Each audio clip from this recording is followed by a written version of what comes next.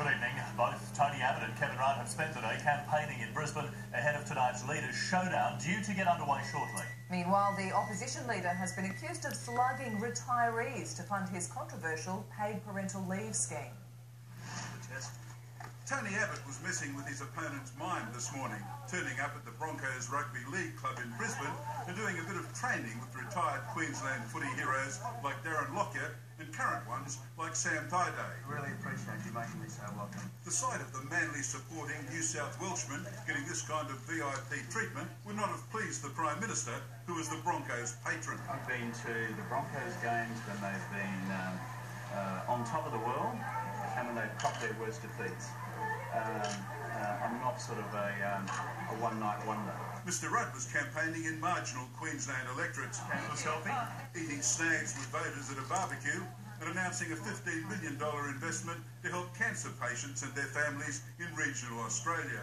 Mr Abbott used a factory visit as a background to announce a $100 million package to boost manufacturing and exports. Finished product, eh? But the halfway mark in the election campaign was dominated by controversy over the Liberal leader's proposed $5.5 billion paid parental leave scheme, offering full salary for 6 months for women earning up to $150,000 a year. This represents a $1.6 billion a year hit on Australia's investors. This is Tony Abbott's giant raid on Australia's investors to pay for his unravelling signature policy. It's complicated, but the issue essentially is this. Mr Abbott intends to cut company tax, on which investors can get tax credits, by 1.5%. But to pay for his parental leave scheme, he'll impose on the top 3,000 companies a new 1.5% levy.